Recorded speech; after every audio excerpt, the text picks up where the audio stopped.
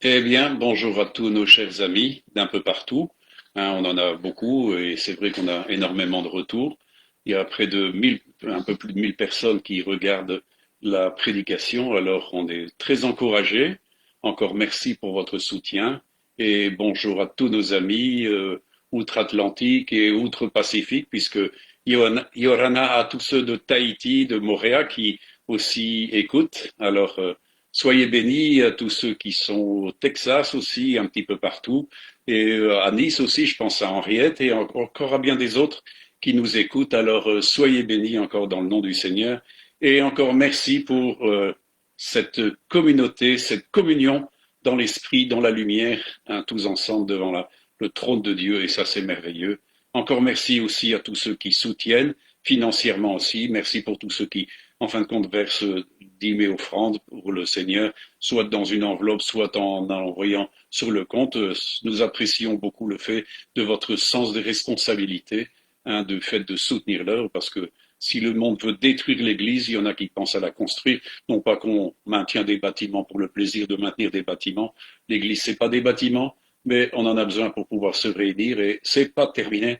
On va encore faire des choses avec tout cela. Ce sont des outils qui sont précieux dans la mesure où ils sont sanctifiés. Encore une fois, merci pour tous ceux qui, justement, sont ouvriers avec nous dans la moisson et on cherche des vrais moissonneurs, des vrais ouvriers, conscients que nous sommes dans des temps très, très spéciaux et des ouvriers qui sont très conscients, justement, de la bonne nouvelle du royaume et qui veulent absolument l'annoncer.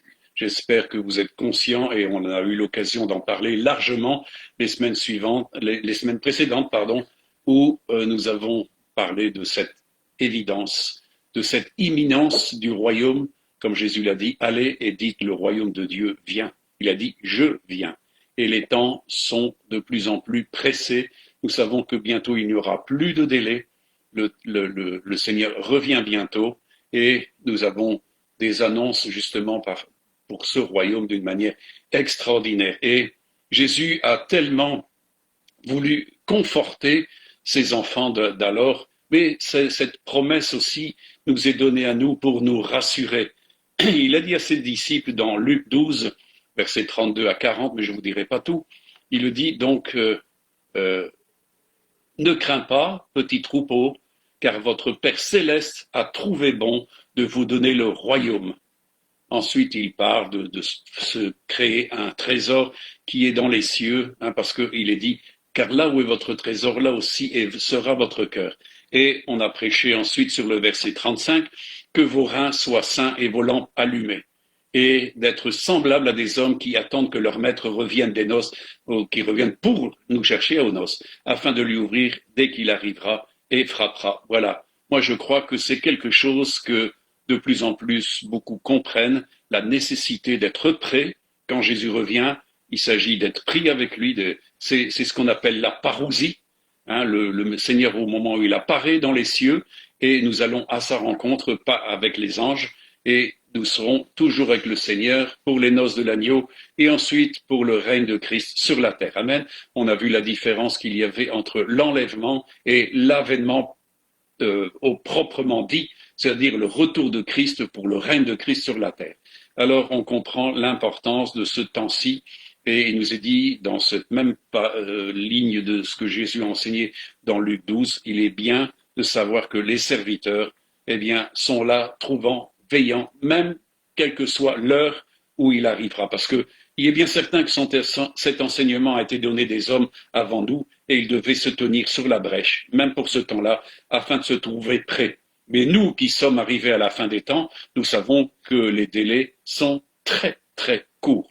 Le temps de la grâce se termine pour les nations, ça va être le temps maintenant des noces de l'agneau, de l'enlèvement, de la première résurrection et ensuite les tribulations sur la terre, les jugements de Dieu.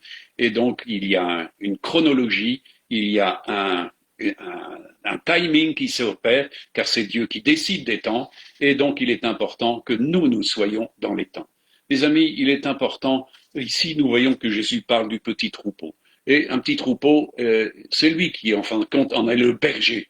Et il dit dans Jean 10, au verset 14 à 17, je suis le bon berger, je connais mes brebis et elles me connaissent, Comme le Père me connaît et comme je connais le Père, je donne ma vie pour mes brebis. J'ai encore d'autres brebis qui ne sont pas de cette bergerie. Celles-là, il faut que je les amène. Elles entendront ma voix. Il y aura un seul troupeau, un seul berger. Le Père m'aime parce que je donne ma vie afin de la reprendre. Mes amis, Jésus est en train de tout partout de constituer son troupeau. Il y aura un seul troupeau et un seul berger. Il n'y en a pas 36, il n'y en a qu'un seul. Parce qu'il n'y a aussi qu'un seul royaume. Amen. Et il n'y a qu'un seul Dieu. Mes amis, c'est très important. Jésus va rassembler toutes ces brebis et c'est pour ça qu'il les conforte en leur disant de ne pas craindre parce que Dieu va leur donner le royaume. Il donne le royaume à ceux qui en sont dignes. Jésus a dit, faites tout pour avoir part au siècle, à la gloire du siècle qui vient. C'est la gloire du royaume qui vient et mes amis, il n'y a que ceux qui participeront à ça, eh bien, auront pu démontrer la dignité par leur manière d'être et de faire. Amen. Alors il dira ensuite dans Jean 14, il dit quelque chose de très important. Je vais vous préparer une place. Il nous prépare une place dans ce royaume. Il a dit dans Jean 14, verset 1 à 4, que votre cœur ne se trouble pas. Croyez en Dieu, croyez en moi. Il y a plusieurs demeures dans la maison de mon Père. Si ce n'était pas cela, je vous l'aurais dit. Je vais vous préparer une place et lorsque je m'en serai allé et que je vous aurai préparé une place, je reviendrai et je vous prendrai avec moi, afin que là où je suis, vous y soyez aussi. Vous savez où je vais et vous en savez le chemin. Jésus est parti pour nous préparer une place. Et mes amis, là où il sera, nous serons aussi. Et nous serons toujours avec lui, nous dit Paul d'ailleurs dans Thessaloniciens. À l'enlèvement, il est dit que nous allons à la rencontre du Seigneur dans les airs et nous serons toujours avec lui. Amen. Alors on peut se rassurer parce que, en fin de compte, avec le Seigneur vient aussi le royaume. Si donc le Seigneur vient nous prendre, c'est parce que le royaume est arrivé. Amen. Alors, je voudrais ici aborder la question qu'un auditeur m'a envoyée parce que justement, il y a la question des enfants par rapport à l'enlèvement. Et dans 1 Corinthiens, c'est vrai que les Écritures ne parlent pas beaucoup du sort des enfants, mais néanmoins je comprends l'inquiétude de ce frère et de son épouse par rapport aux enfants. Il n'y a pas beaucoup de choses qui en disent, mais je voudrais quand même éclairer un peu cette dimension, parce que dans 1 Corinthiens 7, versets 13 à 14, il nous est dit, et ça c'est un enseignement de Paul, par rapport justement à la sanctification qui atteint nos proches. Il dit, si une femme a un mari non croyant et qu'il consent à habiter avec elle, et qu'elle ne répudie pas son mari, car le mari non croyant est sanctifié par la femme, et la femme non croyante est sanctifiée par le frère. Autrement, vos enfants seraient impurs, tandis que maintenant ils sont saints. Ils sont sous une couverture de sainteté qui dépend de votre propre sainteté. Donc il est bien certain qu'il y a une dimension de sanctification qui atteint nos proches parce qu'ils sont sous notre autorité dans la mesure où nous cherchons notre sanctification. Il est bien certain que ceux qui ne se sanctifient pas ne verront pas Dieu et il est bien certain que leur descendance non plus ne verra pas Dieu, n'est-ce pas? Alors vous comprenez la nécessité de se sanctifier. Et je voudrais prendre ici un exemple de Jésus. Ésaïe nous dit en Ésaïe 7, 14, 15, c'est pourquoi le Seigneur lui-même vous donnera un signe. Voici, la jeune fille deviendra enceinte, elle enfantera un fils, et elle lui donnera le nom d'Emmanuel. Il mangera de la crème et du miel jusqu'à ce qu'il sache rejeter le mal et choisir le bien.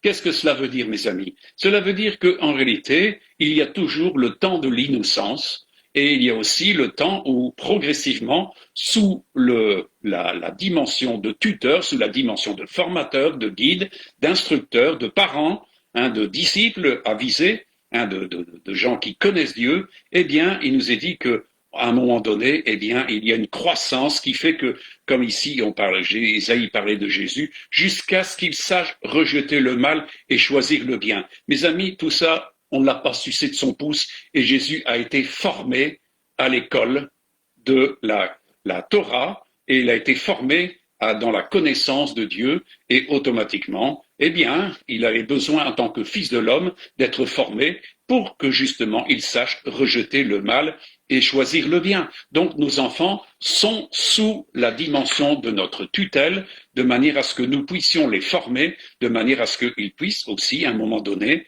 être capables de pouvoir juger et choisir. Et ça, mes amis, c'est notre responsabilité d'éduquer et, en fin de compte, par là même de chercher la propre sanctification de l'enfant. Parce que c'est une question de conscience. Mes amis, sinon, vous savez, le temps de l'innocence ne dure pas longtemps chez l'enfant. Et je sais que Dieu ne condamnera jamais, en réalité, un enfant pour son innocence. Mais quand l'enfant commence à discerner le bien du mal, la conscience entre en action. Et mes amis, il est important que la conscience soit nettoyée, et il n'y a que Christ qui puisse la nettoyer. Donc il est important pour nous d'enseigner nos enfants dans les voies de Dieu, afin qu'ils connaissent Christ et que, en fin de compte, dans leur croissance, eh bien, ils puissent aller et se convertir, se repentir, et en fin de compte, avoir une conscience pure, de manière à marcher dans la sanctification, comme les parents, et ça c'est une question de responsabilité de parents. Maintenant, pour ce qui est des païens et ce qui se passe dans l'œuvre dans le monde, je n'ai pas toutes les réponses, mais je crois que Dieu est meilleur que moi, mais je sais que Dieu ne tiendra jamais et n'accusera jamais quelqu'un alors qu'il est innocent. Donc, je laisse toute la question du jugement des nations et des enfants des nations à l'autorité de Dieu, parce que je sais qu'il est meilleur que moi. Amen. Dans le psaume 71, le verset 17-18 dit: Ô Dieu, tu m'as instruit dès ma jeunesse, jusqu'à présent j'annonce tes merveilles, ne m'abandonne pas, ô Dieu, même dans la blanche vieillesse, afin que j'annonce ta force à la génération présente, ta puissance à la génération future.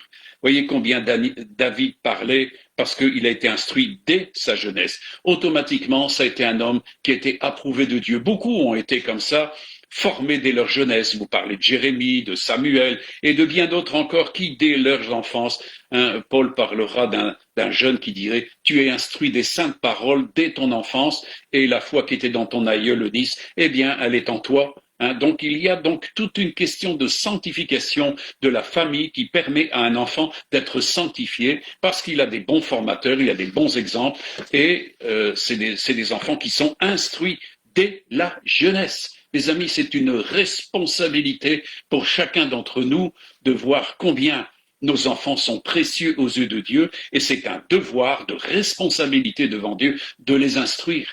Et je crois qu'il y aura des sérieuses corrections pour tous les parents qui, en réalité, n'ont pas formé leurs enfants dans cette connaissance de la parole de Dieu.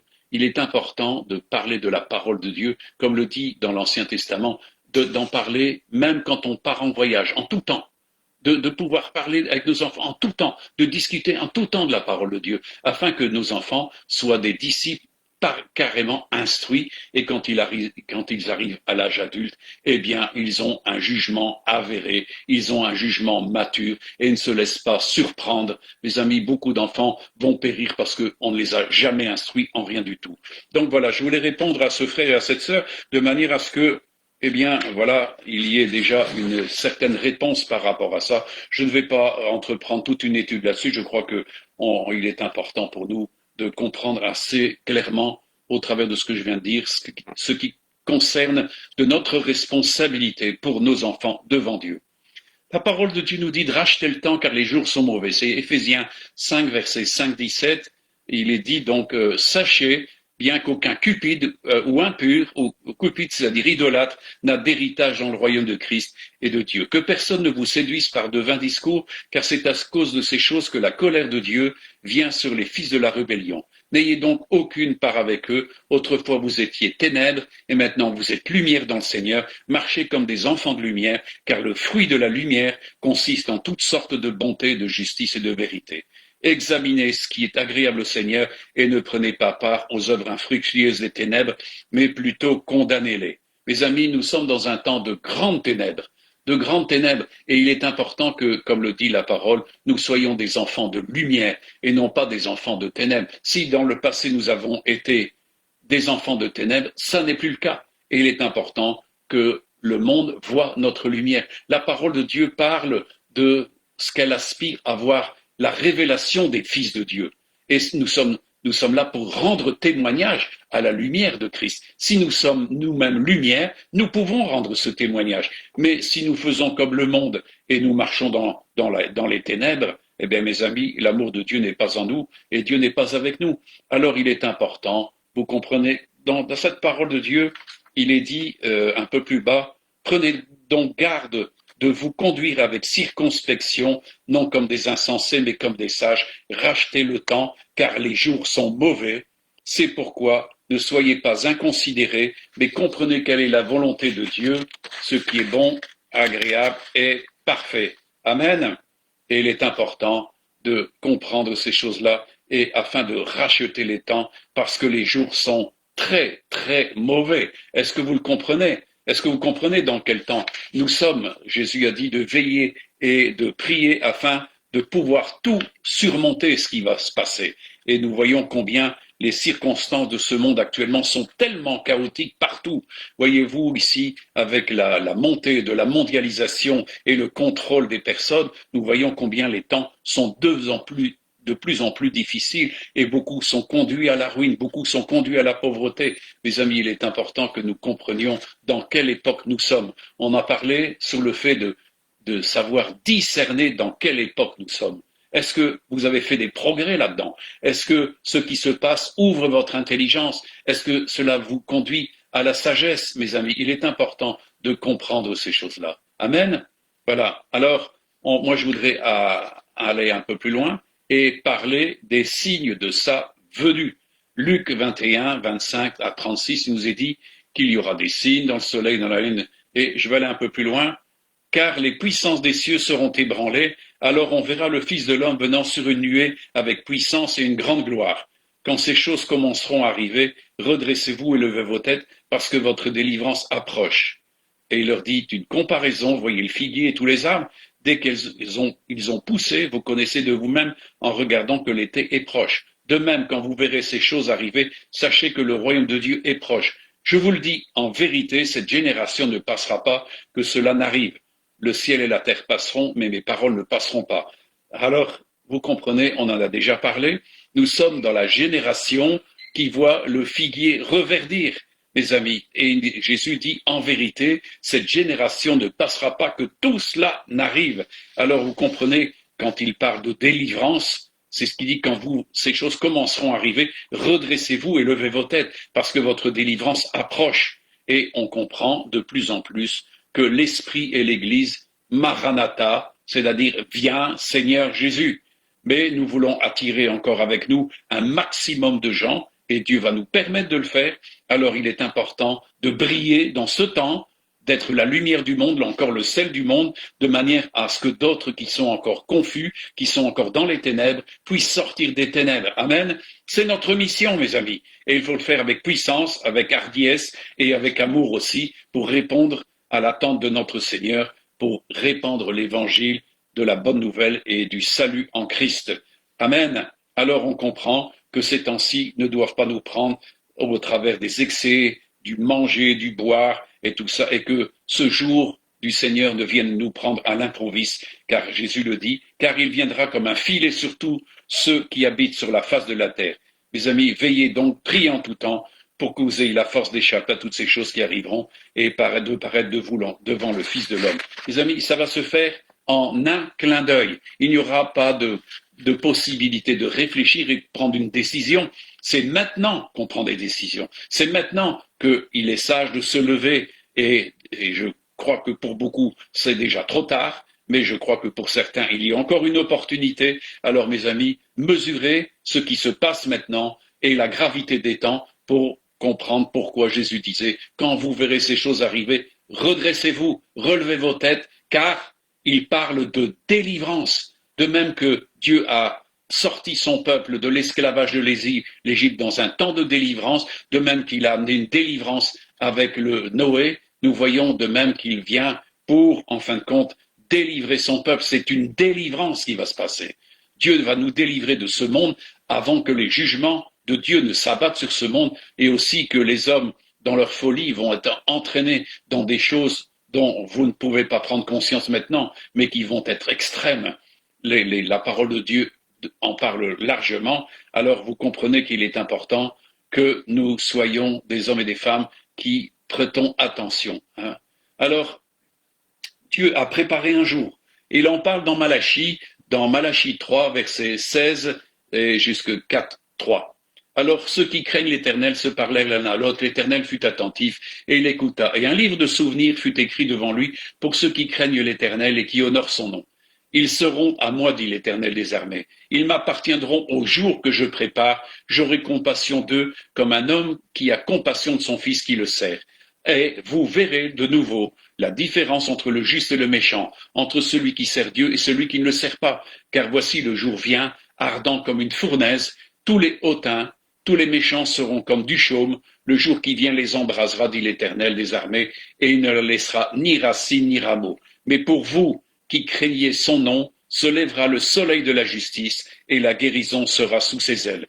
Vous sortirez, vous sauterez comme les veaux d'une étable, et vous foulerez les méchants, car ils seront comme de la cendre sous la plante de vos pieds, au jour que je prépare, dit l'Éternel des armées. Mes amis, ce jour de l'Éternel, c'est le jour où le Seigneur revient. C'est le jour où, en fin de compte, il revient pour établir son règne sur la terre et pour permettre aux saints de régner avec lui sur tous les royaumes qui s'étendent sous les cieux. Amen. Est-ce que vous comprenez ça? Est-ce que vous voulez avoir part à cela? Alors vous comprenez bien que c'est dans la mesure où, pour ceux qui craignent son nom, que se lèvera le soleil de la justice. Mes amis, le soleil de la justice, c'est Jésus.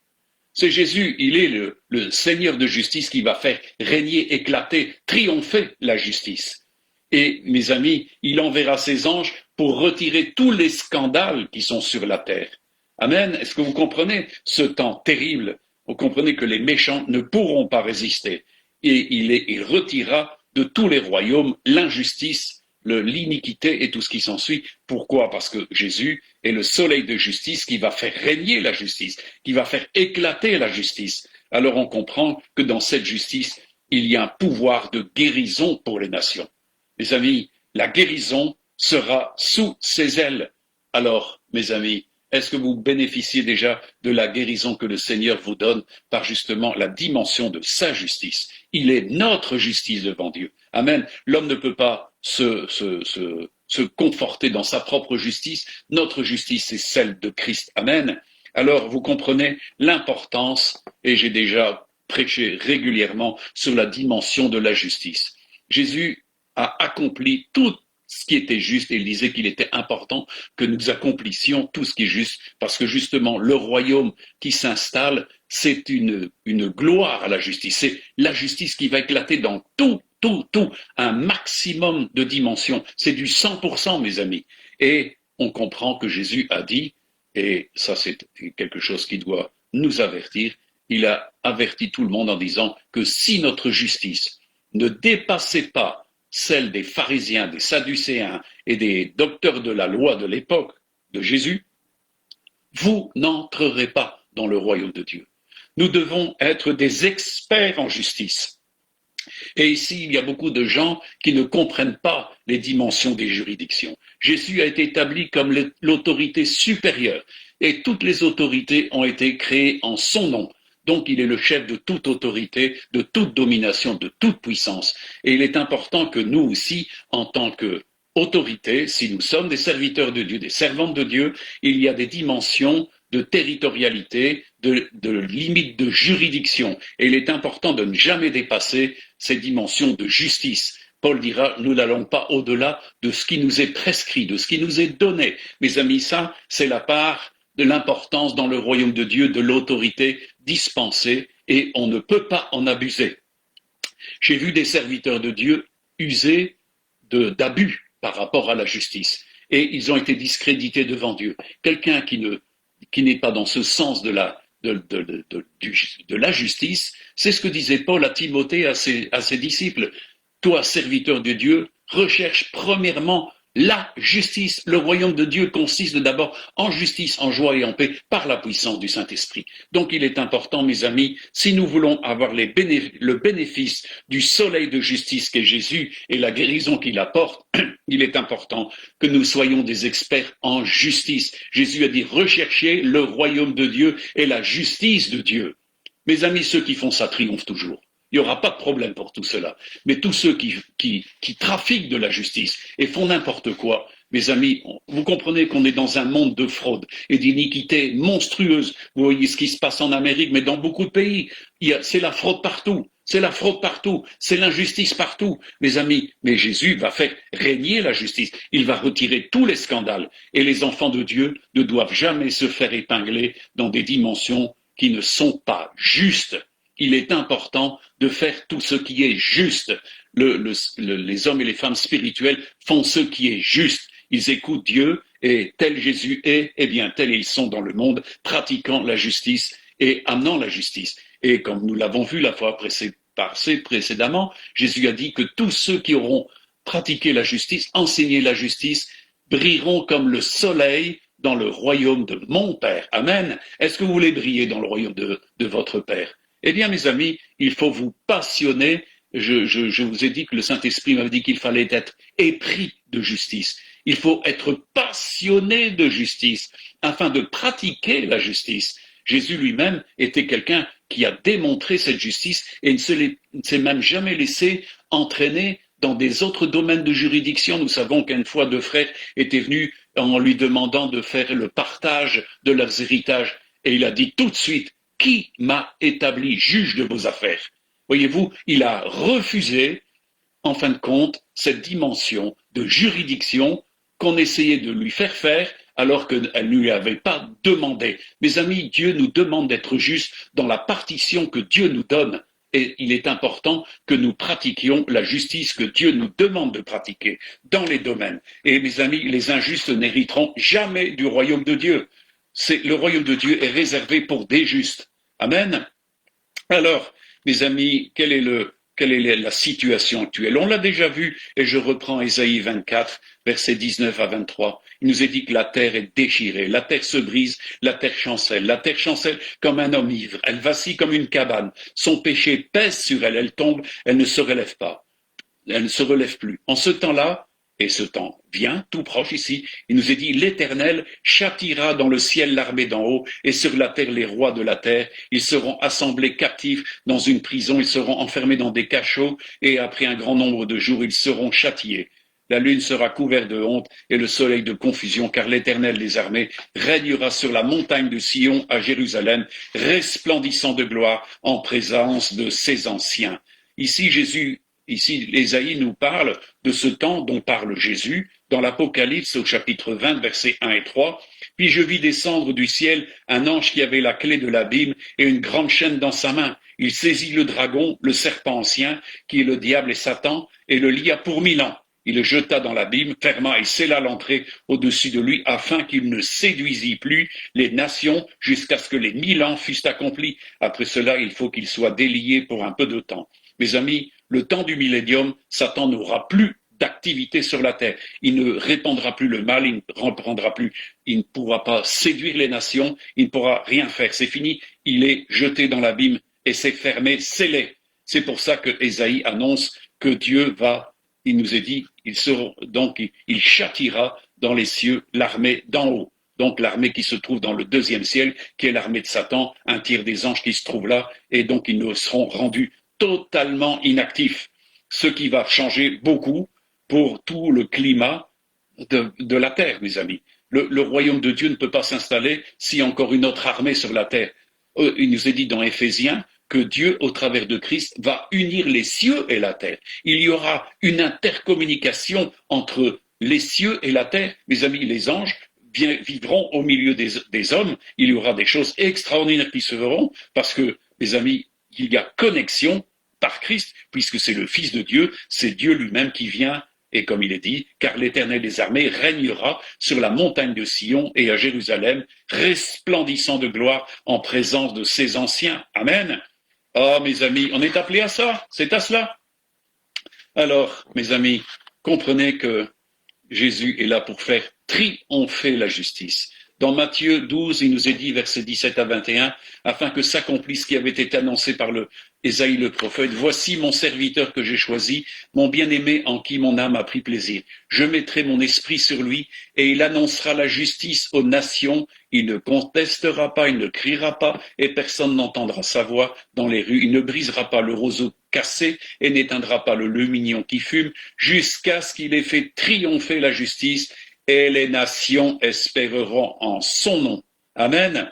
Les amis, les nations espéreront en son nom parce que c'est Christ qui va diriger. Il nous est dit qu'il sera l'arbitre d'un grand nombre de nations. Amen. Et on va voir encore ici un passage dans l'Apocalypse au chapitre 11, versets 15 à 18. Il nous est dit que le septième ange sonna de la trompette et lut dans le ciel de fortes voix qui disaient « Le royaume du monde ».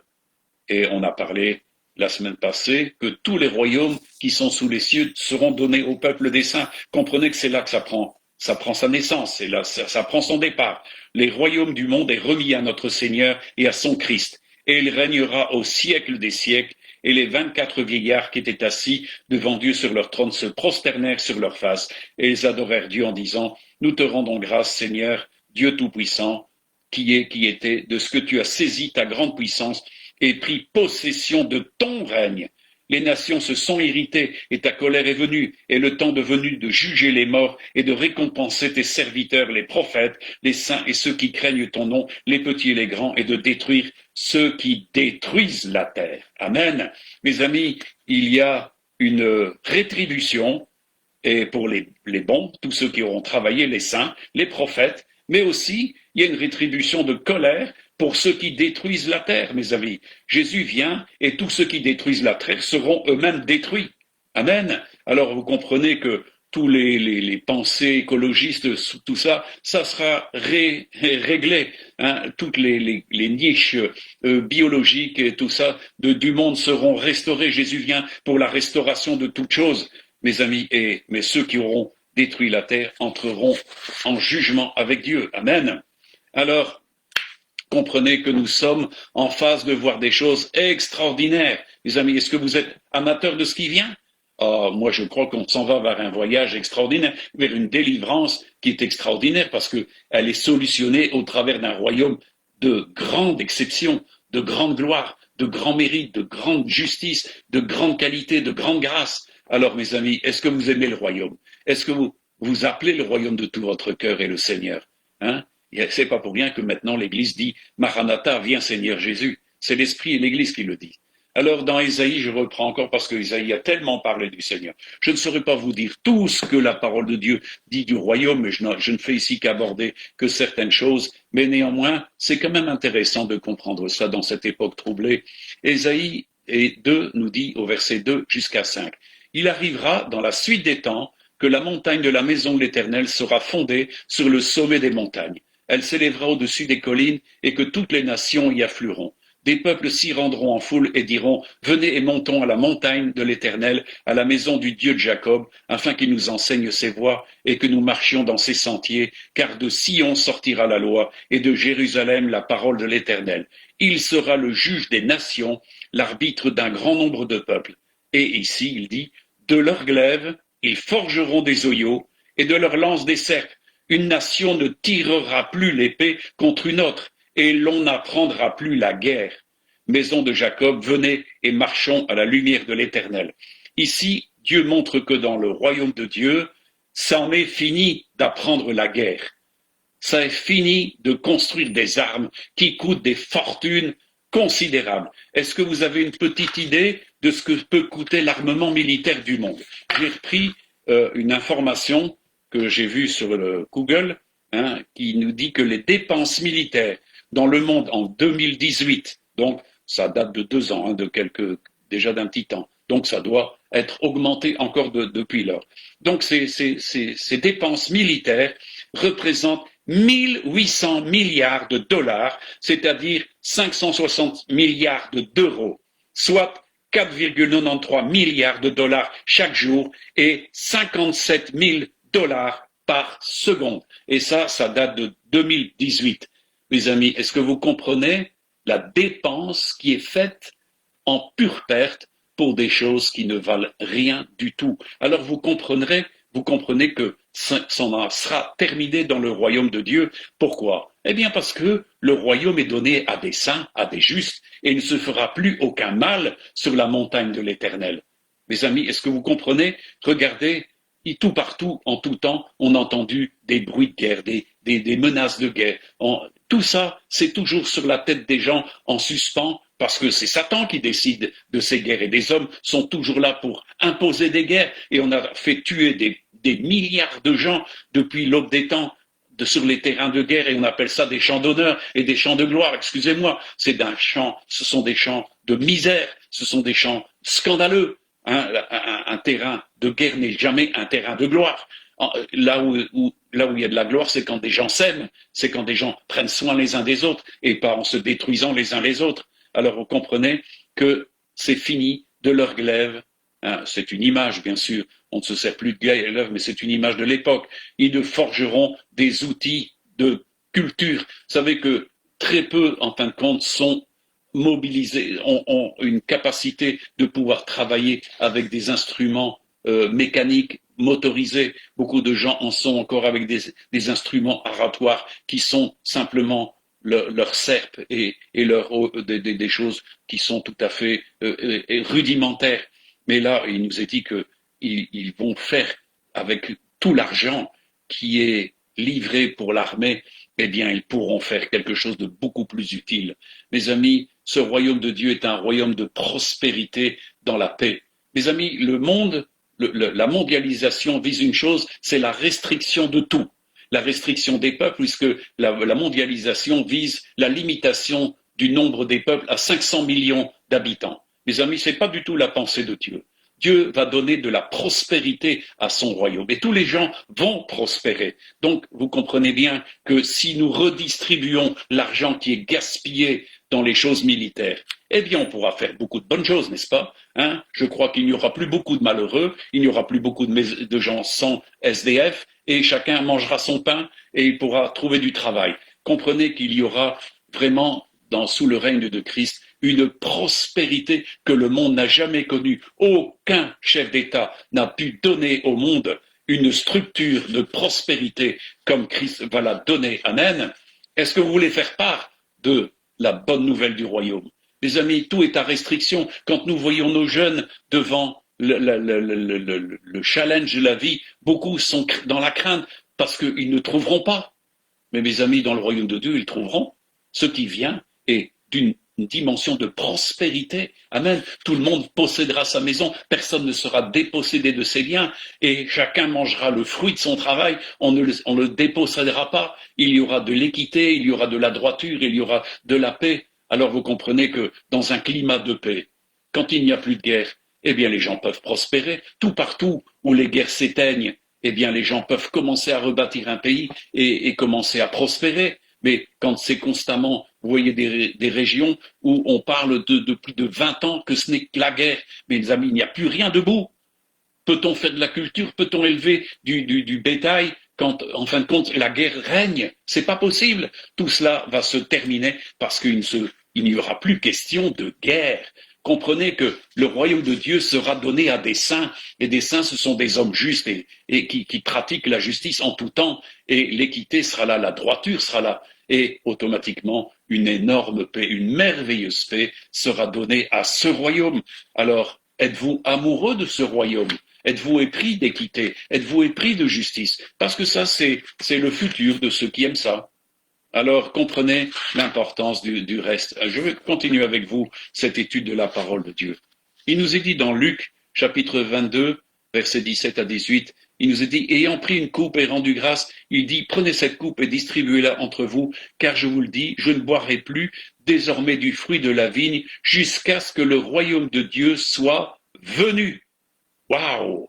Jésus parle ici à la Sainte Seine, dit maintenant je ne boirai plus du vin avec vous. Mais j'en boirai avec vous quand le royaume de Dieu sera venu. Amen. Alors, il nous est dit que dans Matthieu 8, versets 11 et 12, or je vous déclare que plusieurs viendront de l'Orient et de l'Occident, seront à table avec Abraham, Isaac et Jacob dans le royaume des cieux, mais les fils du royaume seront jetés dehors, dans les ténèbres du dehors, où il y aura des pleurs et des grincements dedans.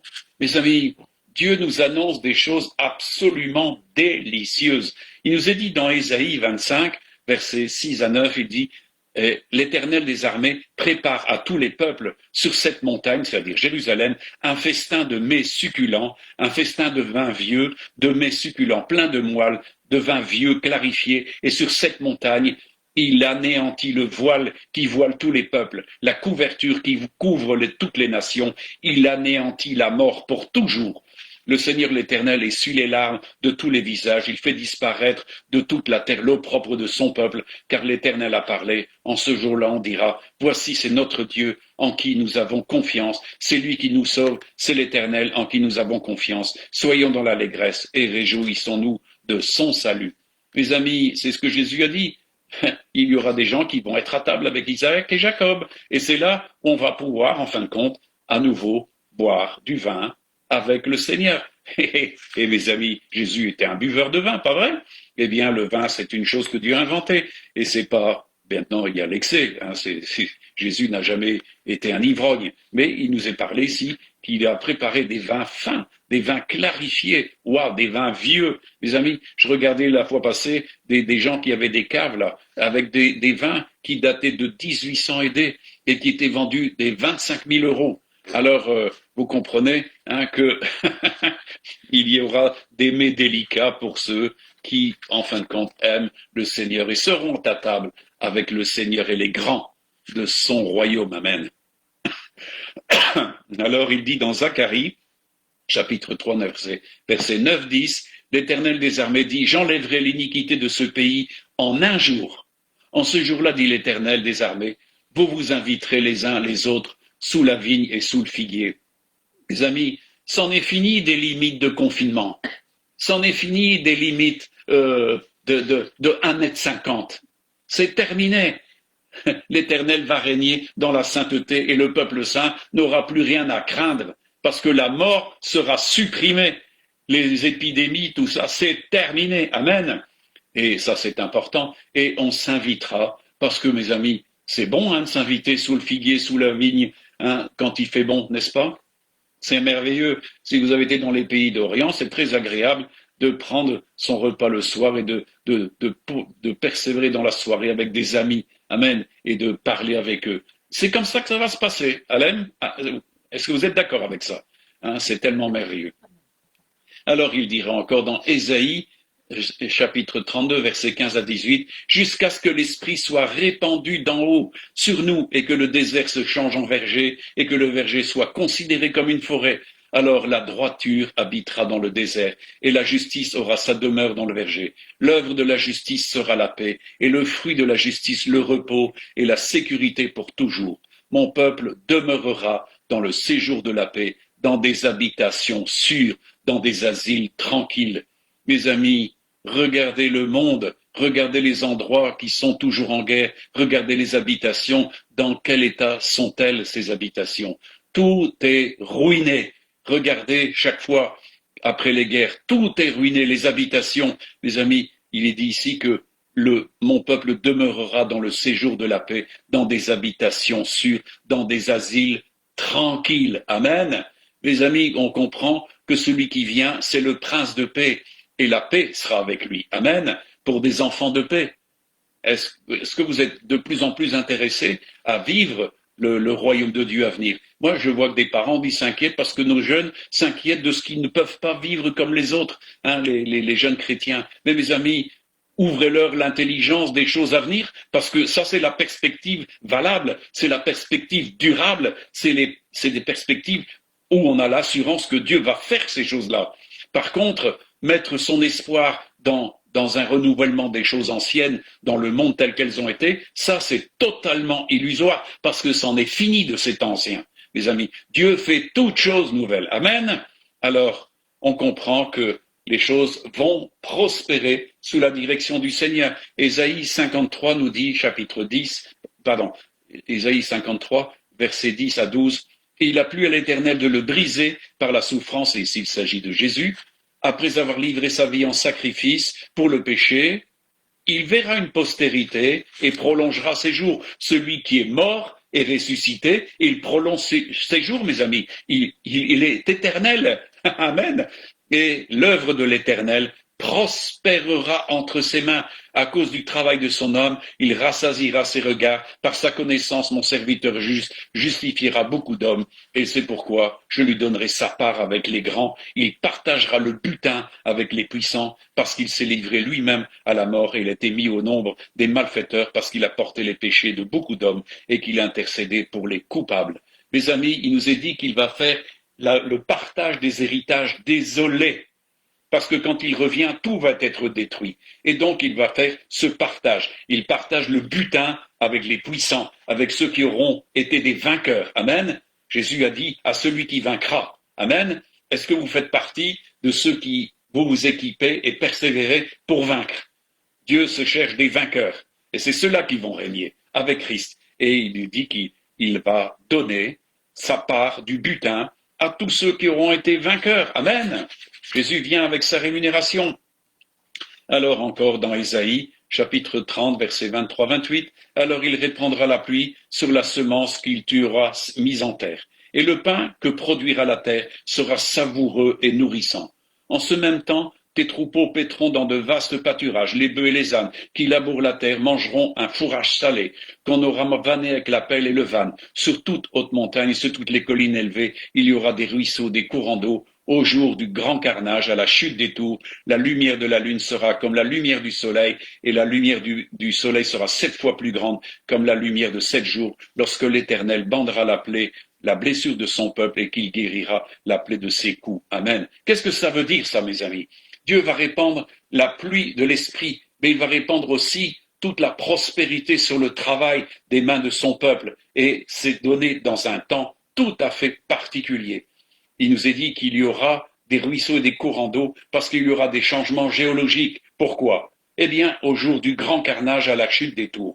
Pourquoi parle-t-on de la chute des tours? Eh bien, mes amis, parce qu'il y aura un tremblement de terre. La parole de Dieu, Jésus nous dit dans l'Apocalypse qu'il y aura un tremblement de terre comme il n'y a jamais eu et comme il n'y aura plus jamais ensuite, qui va détruire toutes les villes du monde. C'est pour ça qu'il est dit dans la parole de Dieu que nous rebâtirons sur des ruines. Et c'est pour ça que Jésus est chargé de distribuer, de faire la distribution des héritages désolés. Mais mes amis, ça va prendre un essor parce que nous allons rebâtir à la mode de Dieu et non plus à la mode des hommes. Il y aura vraiment un sens de la construction et de l'équilibre dans tout ce qui va se faire. Ça va être quelque chose de prodigieux et tout cela n'interviendra qu'après le jour du grand carnage, à la chute des tours, quand le Seigneur viendra. Mais par la même occasion, il nous est dit que l'Éternel bandera la blessure de son peuple lorsqu'il guérira la plaie de ses coups.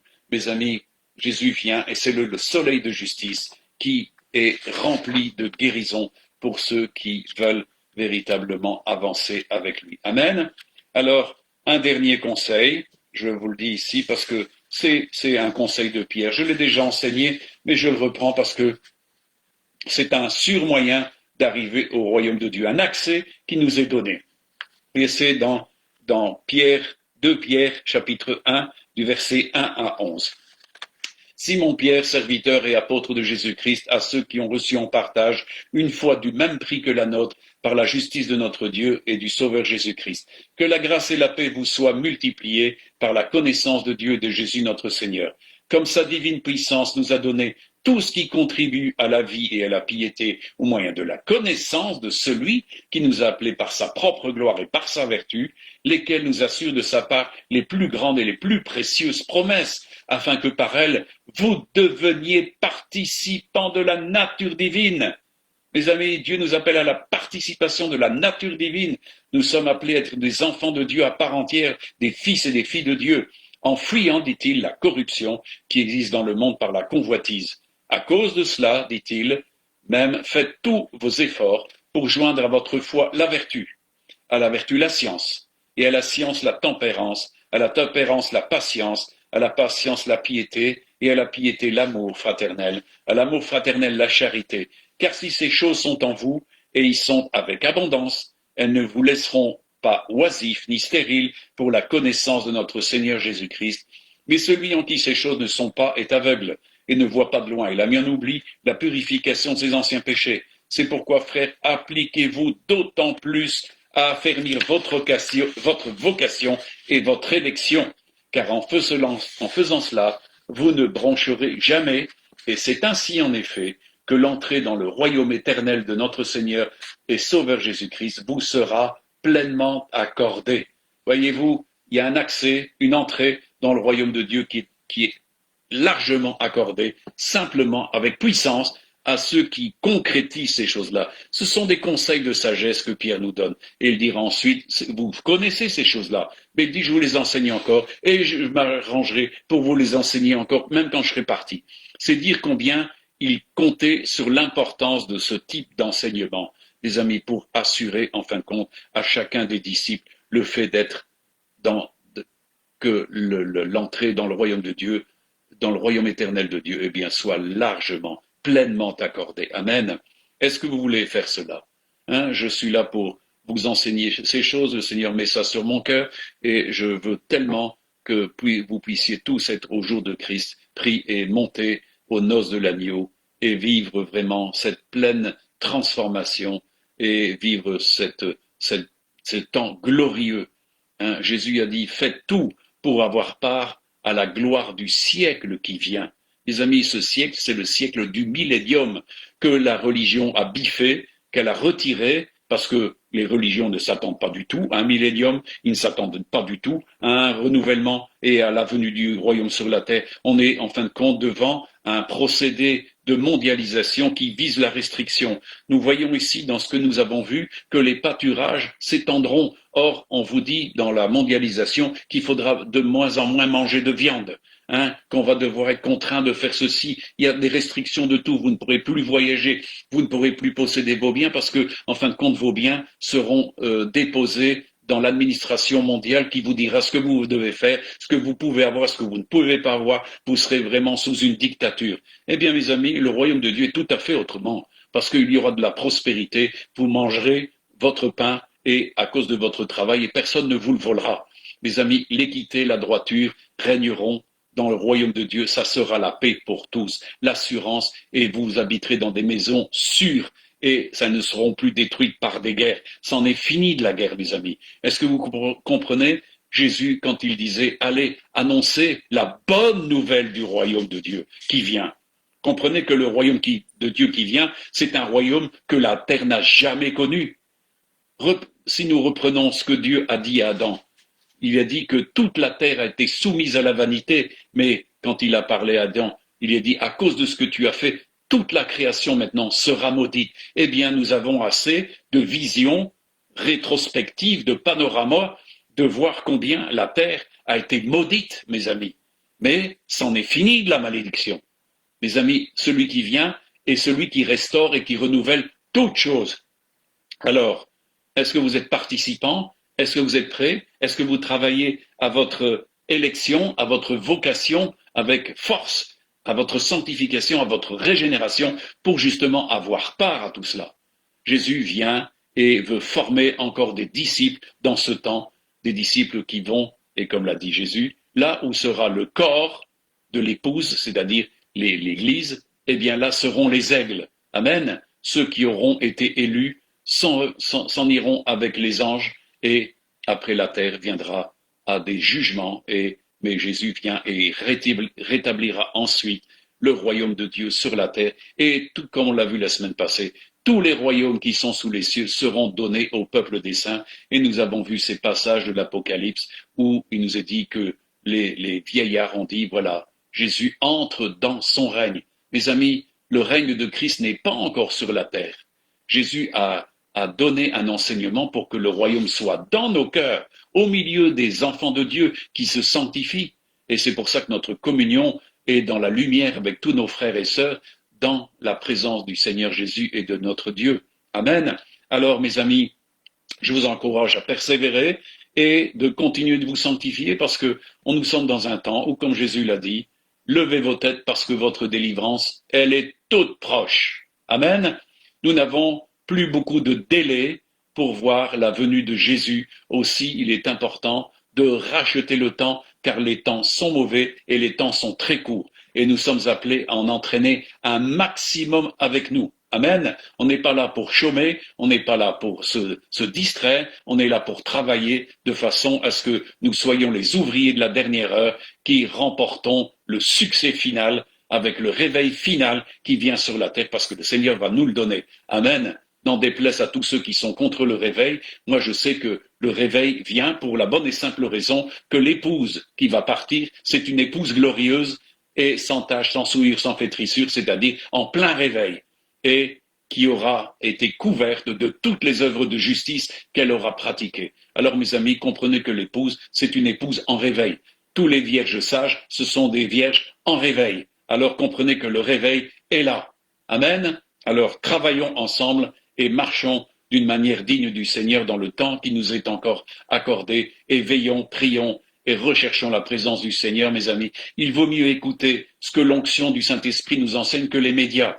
Les médias vous enseignent actuellement le désespoir, la crainte, ça devient anxiolytique à l'extrême. Les gens s'en vont dans la paranoïa et accusent les uns les autres de toutes sortes de crimes. Mes amis, mais le Saint-Esprit n'agit pas comme ça. Il nous apporte la paix et le conseil de Dieu dans des temps très troublés. C'est les temps que nous traversons, ce sont des temps très troublés. Mais Dieu parle à son peuple. Pourquoi? Eh bien, parce qu'il est toujours le berger qui parle à son troupeau. Amen. Alors, je vous conseille véritablement de rechercher la présence du Seigneur qui veut vous enseigner constamment, toujours, la bonne voie à suivre. Celui qui le suit, eh bien, ne marchera pas dans les ténèbres, il a dit. Celui qui s'attache au Seigneur, il aura la lumière de la vie pour l'éclairer, afin de bien marcher. Amen. C'est ce que je vous conseille. Et voilà, je vous salue tous. Et encore, bonjour à tous nos amis de France. C'est vrai qu'on ne voit plus beaucoup de ces temps-ci à cause du confinement, des limitations qui sont données. Mais mes amis, on a des temps qui viennent et ce seront des temps de prospérité sous le regard du Seigneur, sous sa houlette et sous sa puissance. Amen. Voilà, que le Seigneur vous garde et vous dirige et vous enseigne encore. La parole de Dieu nous dit qu'ils seront tous enseignés de Dieu. Le monde court dans des universités, mais la plus grande et la plus belle des universités, c'est d'être enseigné de Dieu, car tous les trésors de la science et de la connaissance sont justement dans l'amour de Christ. Et cet amour de Christ et cette science et cette connaissance nous sont libérés par l'Esprit de vérité qui nous parle de Christ et de Dieu et du royaume. Alors, soyez bénis et à bientôt. Et bon courage à chacun. Amen.